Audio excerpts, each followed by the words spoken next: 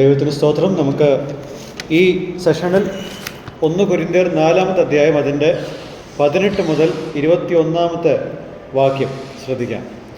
1 Corinthians chapter 4 verse 18 to 21. ഇതിനു മുമ്പുള്ള ഭാഗത്ത് നമ്മൾ ഒരു ലൈഫ് ലെസൺ ആണ് കാണുകയുണ്ടായത്. അതായത് ഒരു ആത്മിക പിതാവെന്ന നിലയിൽ പൗലോസ് ഈ സഭയ്ക്ക് കൊടുക്കുന്ന ഒരു പാഠം അത് നമ്മൾ കണ്ടു. അതിനോടൊപ്പം തന്നെ ഒരു പിതാവിന് മറ്റു ചില ഉത്തരവാദിത്തങ്ങളുമുണ്ട്.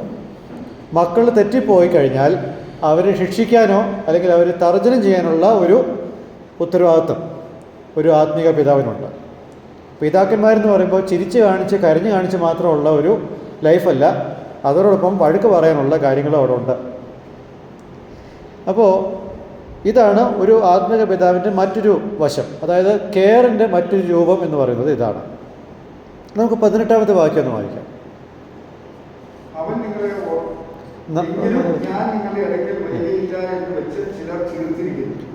ചില ആൾക്കാർക്ക് ഇപ്പോൾ പൗലോസ് ഇനി ഞങ്ങളുടെ ഇടയിൽ വരില്ല എന്ന് പറഞ്ഞൊരു അഹങ്കാരമുണ്ട്.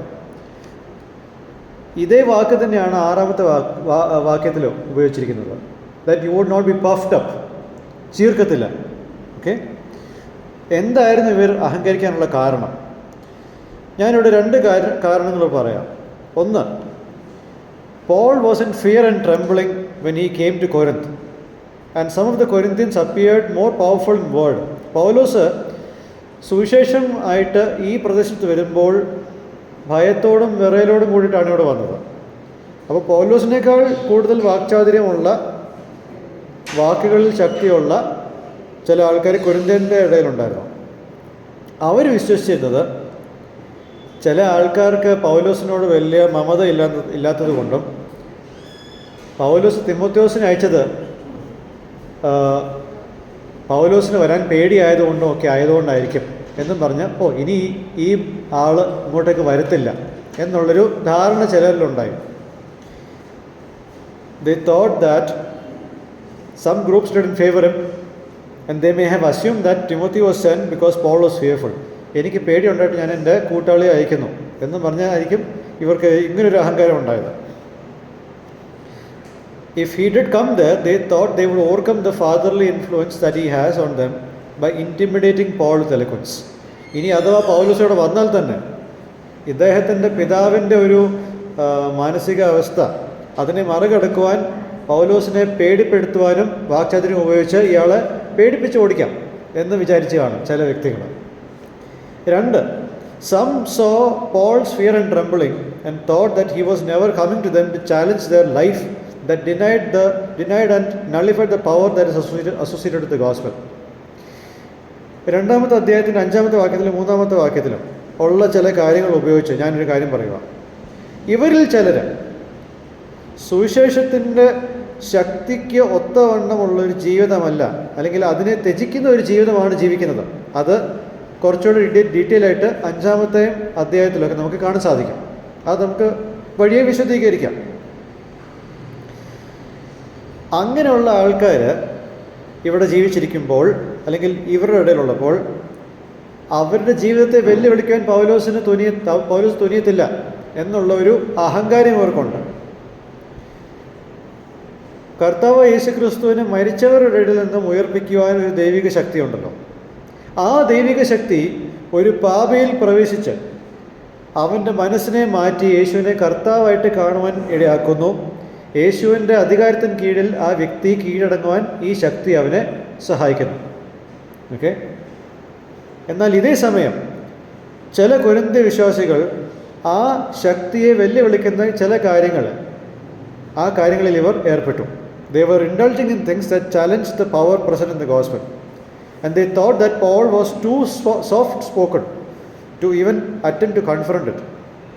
ഇദ്ദേഹത്തിന് വാക്ചാതുര്യമില്ലാത്തതുകൊണ്ട് ചില ആൾക്കാരുടെ തെറ്റായ ജീവിതശൈലികളെ വെല്ലുവിളിക്കുവാനുള്ള ധൈര്യമൊന്നും അയാൾക്കില്ല എന്ന് ചിലർ ചിന്തിച്ച് കാണും. അതുകൊണ്ടാണ് അഹങ്കാരം. അപ്പോൾ സമ്മറി, 2 തരത്തിലുള്ള അഹങ്കാരമുണ്ട്. The attitude that the groups that did not prefer Paul will exhibit. പൗലോസിന് ഇഷ്ടമല്ലാത്ത ആൾക്കാർ പ്രകടിപ്പിക്കുന്ന അഹങ്കാരം, അതൊരു വശത്ത്. ദൈവത്തിൻ്റെ രാജ്യത്തിനൊത്തവണ്ണം ചേർന്നു പോകാത്ത കാര്യങ്ങളിൽ ജീവിക്കുന്ന ആൾക്കാർ എക്സ്പ്രസ് ചെയ്യുന്ന അഹങ്കാരം മറ്റൊരു വശത്ത്. ഈ രണ്ട് കാര്യങ്ങളോടുണ്ട്. These believers must understand that there is another side of Paul that they haven't seen yet. ഇതുവരെ ഇവർ കാണാത്ത മറ്റൊരു വശം പൗലോസിനുണ്ട്. They will see it when Paul will come to them very soon if the Lord is willing. 19ാമത്തെ വാക്യം ഒന്ന് വായിക്കാം. കർത്താവിന് ഇഷ്ടമെങ്കിൽ ഞാൻ വേഗം നിങ്ങൾക്ക് ഇടയ്ക്ക് വന്ന് ചീർത്തിരിക്കുന്നവരുടെ വാക്കല്ല ശക്തി തന്നെ കണ്ടറിയും. ഞാൻ വാക്കുകൊണ്ടല്ല, എൻ്റെ ശക്തി നിങ്ങളറിയും. ഞാൻ അവിടെ ഒന്ന് വന്നോട്ടെ. കർത്താവിന് ഇഷ്ടമായെങ്കിൽ ഞാൻ അവിടെ വരും. അപ്പോൾ നിങ്ങൾക്ക് എന്നെ ശരിയാവണ്ണം കാണാം. When he confronts them, he will find out not only how arrogant these people are talking, but what power they have. ഈ അഹങ്കാരം കാണിക്കുന്ന ആൾക്കാരുടെ വാക്കുകൾ മാത്രമല്ല, അവരുടെ ശക്തി എന്താണെന്ന് ഞാൻ നേരിട്ട് വന്ന് ഞാൻ കാണാം. ഇങ്ങനൊരു കാര്യത്തിൽ സംസാരിക്കുന്ന ദേവദാസന്മാരെ നമുക്ക് ഇന്നത്തെ കാലത്ത് ചിന്തിക്കാൻ പറ്റും. അവനെ അഹങ്കാരിത്തെ നമ്മൾ പറയും. പക്ഷെ പൗലോസ് അങ്ങനെയല്ല. He is least interested about the people's opinions that discredit his preaching and how they think he won't show up in Corinth. പൗലോസിൻ്റെ പ്രസംഗത്തെ ഇഷ്ടമല്ലാത്ത ആൾക്കാരെ പറ്റി പൗലോസിന് യാതൊരു ആകുലതയുമില്ല.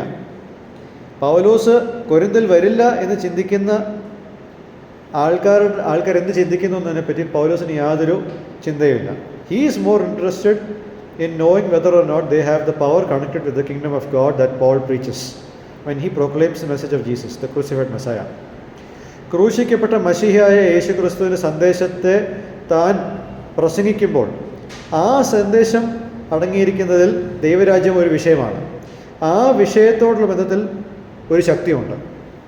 ദൈവരാജ്യത്തിൻ്റെ വിഷയത്തിനോട് ബന്ധപ്പെട്ട് ഒരു ദൈവിക ശക്തിയുണ്ട്.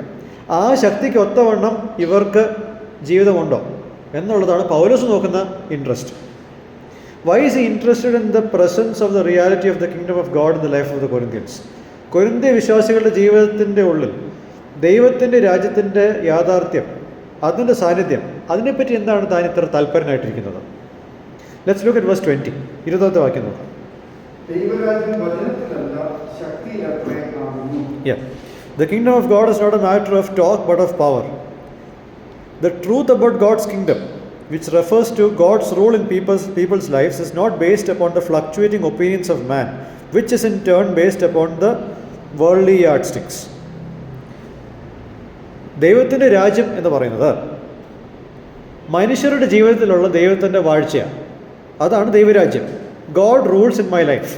എൻ്റെ ജീവിതത്തിൽ ദൈവം വാഴുന്നു. അതാണ് ദൈവരാജ്യത്തിൻ്റെ യഥാർത്ഥ അർത്ഥം. ഈ ദൈവരാജ്യം, അതിൻ്റെ സത്യം മനുഷ്യൻ്റെ മാറുന്ന അഭിപ്രായങ്ങളുടെ ആശ്രയത്തിലല്ല ആയിരിക്കുന്നത്. മനസ്സിലാവുന്നുണ്ടോ? ലോകത്തിൻ്റെ മാനദണ്ഡങ്ങൾക്കനുസരിച്ച് മനുഷ്യൻ്റെ അഭിപ്രായങ്ങളും ഇങ്ങനെ മാറിക്കൊണ്ടിരിക്കുക. ഈ മാറുന്ന അഭിപ്രായങ്ങളുടെ അടിസ്ഥാനത്തിലല്ല ദൈവത്തിൻ്റെ രാജ്യം മുന്നോട്ട് പോകുന്നത്. They shouldn't and cannot value the power of God's kingdom based on their yardsticks as how they did with Paul's preaching. പൗലോസിൻ്റെ പ്രസംഗത്തെ അളക്കുവാൻ ഇവർ ഉപയോഗിച്ച മാനദണ്ഡങ്ങൾ വെച്ച് ദൈവത്തിൻ്റെ രാജ്യത്തിൻ്റെ ശക്തിയെ ഇവർക്ക് തിട്ടപ്പെടുത്തുവാൻ കഴിയത്തില്ല. മനസ്സിലാവുന്നുണ്ടോ? ദൈവത്തിൻ്റെ രാജ്യത്തിൻ്റെ ശക്തി ഇവർക്ക് മാനുഷികമായിട്ടുള്ള നിയമങ്ങൾ അല്ലെങ്കിൽ മാനദണ്ഡങ്ങളെ വെച്ച് അളക്കുവാനോ മനസ്സിലാക്കുവാനോ കഴിയത്തില്ല. It's based upon power that the unchanging God exhibits when he grants a spiritual birth to people. മനുഷ്യർക്ക് ഒരു ആത്മീക ജനനം നൽകുന്ന മാറ്റമില്ലാത്ത ദൈവത്തിൻ്റെ ശക്തിയുടെ അടിസ്ഥാനത്തിലാണ് ദൈവത്തിൻ്റെ രാജ്യം മുന്നോട്ട് പോകുന്നത്. മനുഷ്യൻ്റെ മാറുന്ന അഭിപ്രായത്തിലല്ല, മാറ്റമില്ലാത്ത ദൈവത്തിൻ്റെ ശക്തിയിലാണ് ഈ രാജ്യം മുന്നോട്ട് പോകുന്നത്. To be a part of God's kingdom, it is not just a verbal confession of the Lordship of Christ. ദൈവത്തിൻ്റെ രാജ്യത്തിൻ്റെ അംഗമാകുക എന്ന് പറയുന്നത് കേവലം വാഗൊണ്ട് കർത്താവിൻ്റെ കർത്തൃത്വത്തെ ഏറ്റു പറയുക മാത്രമല്ല. It involves an experiencing of power present in the regeneration that the Holy Spirit causes as a sinner is quickened by God from sins and trespasses. പരിശുദ്ധാത്മാവ് ഒരു വ്യക്തിയെ, അതിക്രമങ്ങളിലും പാപങ്ങളിലും മരിച്ചു കിടക്കുന്ന ഒരു വ്യക്തിയെ ജീവനോടെ ആക്കുന്ന ആ ഒരു വീണ്ടെടുപ്പിൻ്റെ ശക്തി അനുഭവിക്കുന്നതിലൂടെയാണ് ദൈവരാജ്യം ഒരു വ്യക്തിക്ക് അനുഭവിക്കാൻ കഴിയുന്നത്. It's only by that this thing can be experienced. It is this power that enables a sinner to come under the rule of God who is eternal king. ഈ ശക്തി മുഖാന്തരമാണ് ഒരു പാപിക്ക് നിത്യനായ രാജാവായ ദൈവത്തിൻ്റെ അധികാരത്തിന് കീഴിലായിരിക്കാനുള്ള ഒരു മനസ്സുണ്ടാവുന്നത്. Being born again is a super natural thing. രക്ഷിക്കപ്പെടുക, വീണ്ടും ജനനം പ്രാപിക്കുക എന്നുള്ളത് ഒരു സൂപ്പർ നാച്ചുറൽ കാര്യമാണ്, അതല്ലെങ്കിൽ അമാനുഷികമായിട്ടുള്ളൊരു കാര്യമാണ്. ആ ഒരു സൂപ്പർ നാച്ചുറൽ കാര്യമുള്ളത് കൊണ്ടാണ് ഒരു പാപിക്ക് ദൈവമായിട്ട് കാണുവാൻ ഒരു അവസരമുണ്ടാകുന്നത്. It is this divine power that enables us to ongoingly repent of every sin and place faith in Jesus Christ. ഈ ദിവ്യ ശക്തി ഉള്ളത് കൊണ്ട് മാത്രമാണ് നമുക്ക് തുടർമാനമായിട്ട് എല്ലാ പാപങ്ങളിൽ നിന്നും പശ്ചാത്തപിക്കുവാനും യേശുക്രിസ്തുവിൽ വിശ്വാസം വെക്കുവാനും കഴിയുന്നത്. In other words, Paul wanted them to be characterized by the powerful, unchanging truths about the kingdom of God rather than the ever-changing, futile, worldly yardsticks which have no divine power. മാറ്റം വരുന്ന വ്യർത്ഥമായ മാനുഷികമായിട്ടുള്ള മാനദണ്ഡങ്ങൾക്ക് ദിവ്യ ശക്തിയില്ല. ഈ വിശ്വാസികളെ നയിക്കുന്നതിന് പകരം വിശ്വാസികൾ നയിക്കപ്പെടേണ്ടത് ശക്തി നിറഞ്ഞ മാറ്റമില്ലാത്ത സത്യങ്ങൾ, അതായത് ദൈവരാജ്യത്തെ പറ്റി ശക്തിയേറിയ മാറ്റമില്ലാത്ത സത്യങ്ങളെ ആസ്പദമാക്കിയാണ് മുന്നോട്ട് ഈ വിശ്വാസികൾ പോകേണ്ടത്. Paul wanted them to visibly demonstrate the evidence that they belong to God's kingdom instead of just verbally claiming that they belong to God and ignoring the outworking of the power that is associated with God's kingdom. ഇവർ ദൈവത്തിൻ്റെ രാജ്യത്തിൻ്റെ ഭാഗമാണെന്ന് prove ചെയ്യുന്ന ദൃശ്യമായ തെളിവ്, പ്രകടമാക്കുന്ന തെളിവ് ഇവരിൽ ഉണ്ടാവണമെന്നാണ് പൗലോസ് ആഗ്രഹിക്കുന്നത്. അതായത് ഇവർ വാഗൊണ്ട് ഞാൻ ദൈവത്തിൻ്റെതാണെന്നും പറഞ്ഞ് ദൈവത്തിൻ്റെ രാജ്യത്തോട് ബന്ധപ്പെട്ട് കിടക്കുന്ന ദൈവിക ശക്തിയുടെ വ്യാപാരം നിഷേധിക്കുന്ന ജീവിതമല്ല ഇവർ ജീവിക്കേണ്ടത്. A spiritual father who loves his flock cannot just stand aloof when such deviant behavior happens. ദൈവ വഴിയിൽ നിന്നും വിട്ടുപോകുന്ന ജനതയെ കാണുമ്പോൾ ഒരു ആത്മീക പിതാവ്, ആ ജനത്തെ സ്നേഹിക്കുന്ന ഒരു ആത്മീക പിതാവിന് വെറുതെ കണ്ടു നിൽക്കുവാൻ കഴിയത്തില്ല. A human father will ask his mischievous children when they commit a disobedient act, "Shall I take the cane to beat you?" തെറ്റിപ്പോകുന്ന അല്ലെങ്കിൽ അനുസരണക്കേട് കാണിക്കുന്ന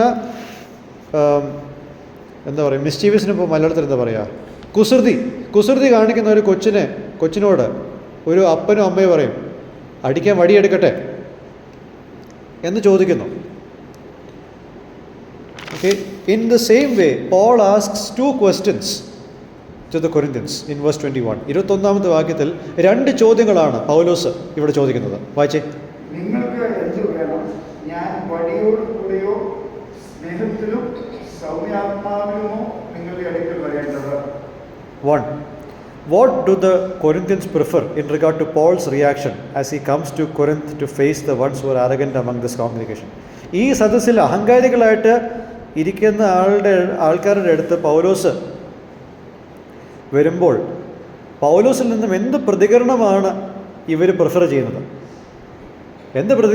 പൗലോസിൽ നിന്നും ഇവർ പ്രിഫർ ചെയ്യുന്നത് ഇവരെ ഫേസ് ചെയ്യുമ്പോൾ?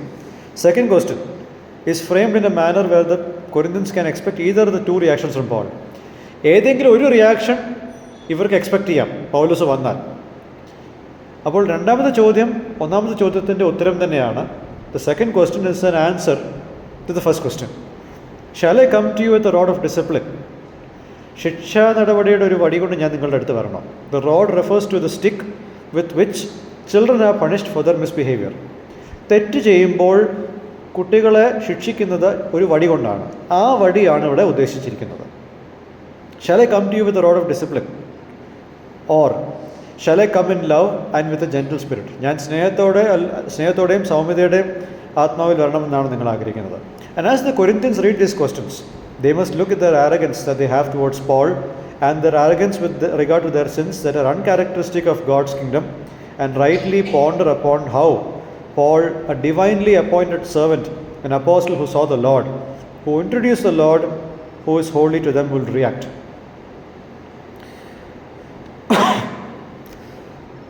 ഈ ചോദ്യങ്ങൾ കൊരിന്ത്യ വിശ്വാസികൾ വായിക്കുമ്പോൾ അവർ പൗലോസിനോട് കാണിക്കുന്ന അഹങ്കാരത്തെ കാണണം. ദൈവരാജ്യത്തിന് ചേർന്ന് പോകാത്ത ഒരു ജീവിതശൈലി പാലിച്ചു പോകുന്ന കാര്യത്തിലുള്ള അവരുടെ അഹങ്കാരം കാണണം. എന്നിട്ട് ഇവർ ശരിയാവണ്ണം ചിന്തിക്കണം. ദൈവിക നിയോഗപ്രകാരം ആക്കി വെച്ച ദേവദാസൻ എന്ന നിലയിൽ, കർത്താവിനെ കണ്ട ഒരു അപ്പോസ്തലൻ എന്ന നിലയിൽ, കർത്താവിനെ ഇവർക്ക് പരിചയപ്പെടുത്തി കൊടുത്ത വ്യക്തി എന്ന നിലയിൽ, ഈ പരിശുദ്ധനായ കർത്താവിനെ ഇവർക്ക് കാണിച്ചു കൊടുത്ത ആൾ എന്ന നിലയിൽ പൗലോസ് എങ്ങനെ റിയാക്ട് ചെയ്യണം, അതായത് അവരുടെ ജീവിതത്തിലെ രണ്ട് പ്രധാനപ്പെട്ട തിന്മകൾ സ്വയം കണ്ട് പൗലോസ് എങ്ങനെ അവരോട് പെരുമാറണം എന്ന് ഇവർ ചിന്തിക്കണം. അതായത് ഞാനിപ്പോൾ എന്തിനു കുസൃതി കാണിച്ചാൽ വീട്ടിൽ വരുമ്പോൾ എൻ്റെ അപ്പൻ എന്നോട് എങ്ങനെ പെരുമാറണം എന്ന് അമ്മ ചോദിക്കുന്ന പോലെ. The message preached by Paul resulted in them being the holy people of God. ഒന്നാമത്തെ അധ്യായത്തിൻ്റെ 2-ാമത്തെ വാക്യത്തിൽ നമ്മൾ കണ്ടത്, ഇവിടെ പ്രസംഗിച്ച സുവിശേഷ നിമിത്തം ഇവർ ദൈവത്തിന് വിശുദ്ധ ജനമായി മാറി. What would happen if Paul saw them living contrary to the calling they received? അവർക്ക് വിളിക്കപ്പെട്ട ആ വിളിക്ക് വിരോധമായിട്ടുള്ള ഒരു ജീവിതം ജീവിക്കുന്നത് പൗലോസ് കാണുമ്പോൾ എന്ത് സംഭവിക്കും? That's what's happening. This would be similar to what the children would ask themselves while they are alone at home. വീട്ടിൽ മക്കൾ ഒറ്റയ്ക്കുള്ളപ്പോൾ ചോദിക്കുന്ന ചോദ്യം. Their parents told them to behave well at home and finish their homework before they came back from work. മക്കൾ ശരിയാവണ്ണം വീട്ടിൽ പെരുമാറണം, അവർ ജോലി കഴിഞ്ഞ് തിരിച്ചു വരുമ്പോഴത്തേക്കും ഹോംവർക്കെല്ലാം തീർക്കണം എന്ന് പറഞ്ഞിട്ട് പോയ ആൾക്കാർ തിരിച്ചു വരുമ്പോൾ ഇതൊന്നും ചെയ്തില്ലെങ്കിൽ എന്ത് പ്രതീക്ഷിക്കാം?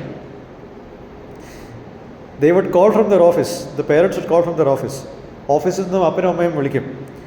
പിള്ളേർ പഠിക്കുന്നുണ്ടോ അതോ ടി വി കണ്ട് വെറുതെ സമയം വേസ്റ്റ് ആക്കുവാണോ അല്ലെങ്കിൽ മൊബൈലിൽ ടൈം വേസ്റ്റ് ആക്കുവാണോ എന്നുള്ളത് ചോദിക്കും. Parents would be in a gentle spirit of love when they see their children being obedient. മക്കൾ അനുസരണം കാണിക്കുമ്പോൾ വളരെ സ്നേഹത്തിലും സൗമ്യതയിലുമായിരിക്കും മാതാപിതാക്കൾ ഇടപെടുന്നത്. Conversely, parents would take the rod to discipline their child if the child is disobedient. മക്കൾ അനുസരണക്കേട് കാണിച്ചാൽ ഉടനെ അടിക്കാനുള്ള വടിയും എടുത്തുകൊണ്ട് വരും. ഇത്രയുമാണ് ഇവിടുത്തെ എക്സ്പ്ലനേഷൻ.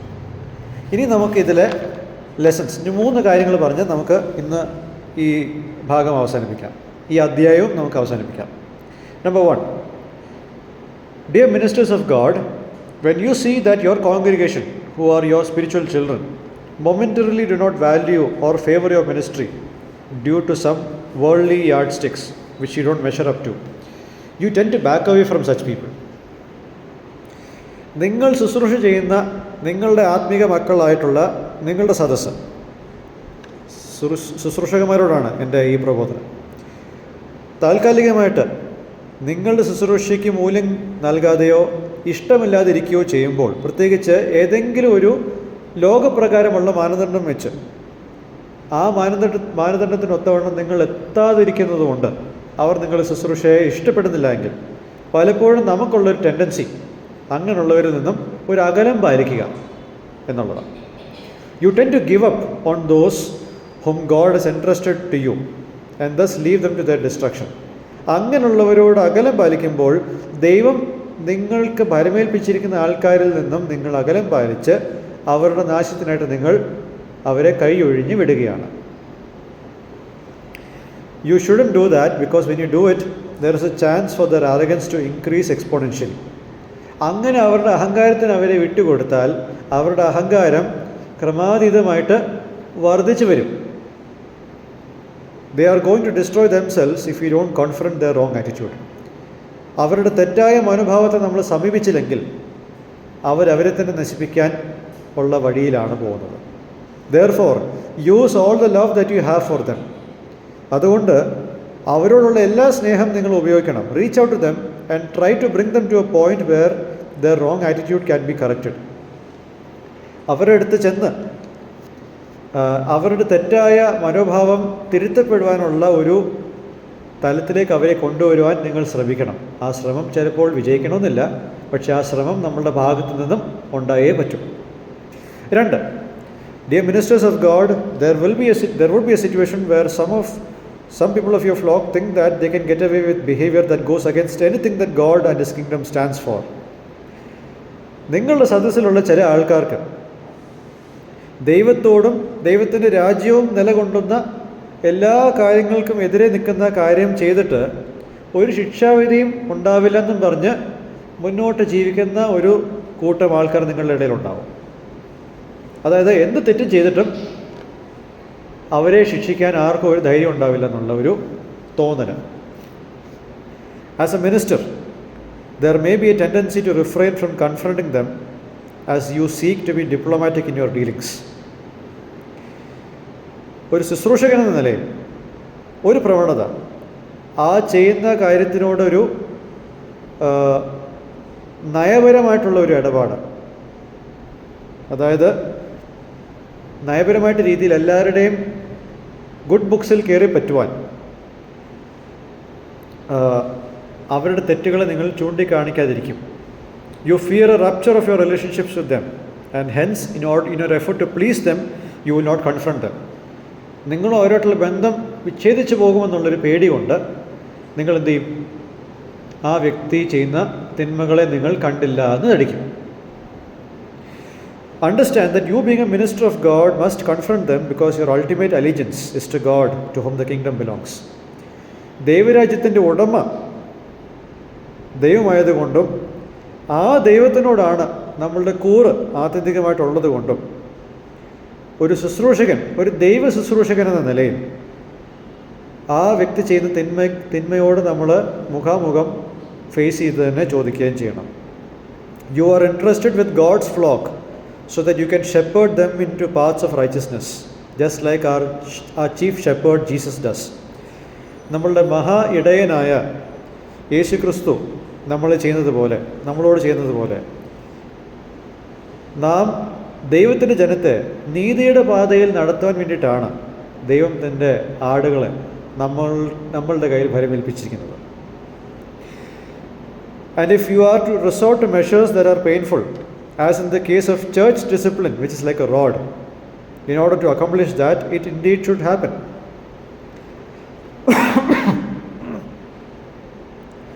വേദനാജനകമായിട്ടുള്ള ചില വഴികൾ പ്രത്യേകിച്ച് സഭാ ശിക്ഷണ നടപടിയിൽ ഉണ്ടാവും.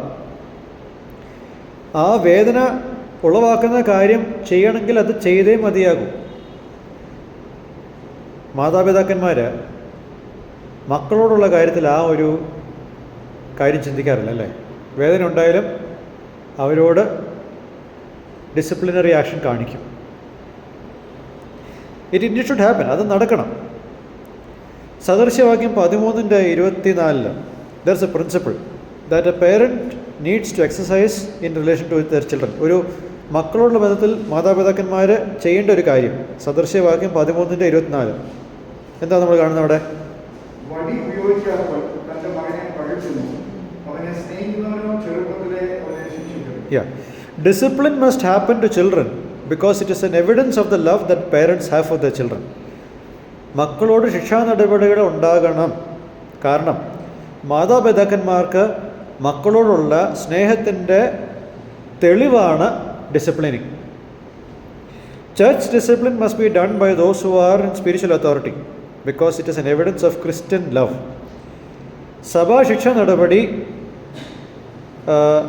ആത്മീക നേതൃത്വത്തിലിരിക്കുന്ന ആൾക്കാർ തെറ്റായ വഴികളിൽ പോകുന്ന ആൾക്കാരോട് ചെയ്യണം. കാരണം അത് ക്രിസ്തീയ സ്നേഹത്തിൻ്റെ തെളിവാണ്. അത് പ്രതികാരമല്ല, അത് ക്രൂരതയല്ല, അത് ക്രിസ്തീയ സ്നേഹത്തിൻ്റെ തെളിവാണ്. If you choose not to confront someone over their sins, it means that you don't love them whom God has entrusted them to you. ഒരു വ്യക്തിയുടെ പാപത്തെ സമീപിക്കുന്നില്ലെങ്കിൽ, അല്ലെങ്കിൽ അവരോട് കോൺഫ്രണ്ടേഷൻ നടത്തുന്നില്ലെങ്കിൽ എന്താണ് ഇതിനർത്ഥം? അവരെ ഭരമേൽപ്പിച്ച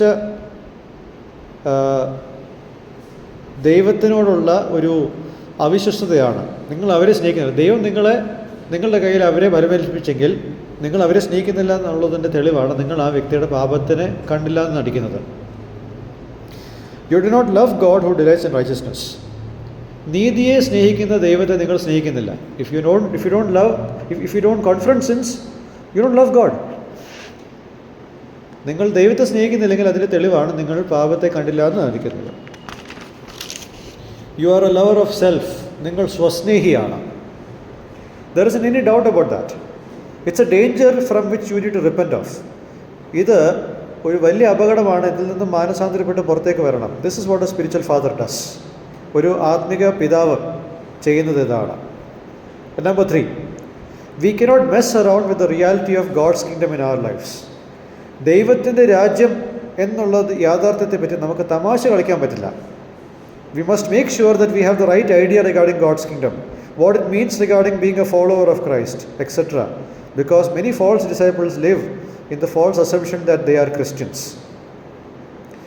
ദൈവത്തിൻ്റെ രാജ്യത്തെ പറ്റിയുള്ള ശരിയായ അഭിപ്രായം നമുക്കുണ്ടാവണം. ക്രിസ്തുവിൻ്റെ അനുയായി എന്നുള്ളതിൻ്റെ കാര്യത്തിൽ നമുക്ക് ശരിയായ അഭിപ്രായം നമുക്കുണ്ടായി തീരും. കാരണം അനേകം കള്ള ശിഷ്യന്മാർ അവർ ക്രിസ്ത്യാനികളാണെന്നുള്ള തെറ്റിദ്ധാരണയുടെ പുറത്താണ് അവർ മുന്നോട്ട് ജീവിക്കുന്നത്. They have only an appearance of godliness, but they deny him by their works. അവർക്ക് ഭക്തിയുടെ ഒരു വേഷമുണ്ട്, പക്ഷേ അവർ അതിൻ്റെ ശക്തിയെ ത്യജിച്ച് കളയുന്നവരാണ്. And such people are on their way to hell as they show no signs of repentance. അത്തരം വ്യക്തികൾ അവരുടെ പോക്കിപ്പോൾ നരകത്തിലേക്കാണ്. കാരണം അവർ ജീവിതത്തിൽ ഒരു രീതിയിലും മാനസാന്തരത്തിൻ്റെ ഒരു ഫലവും കാണിക്കുന്നില്ല. So are you such A person?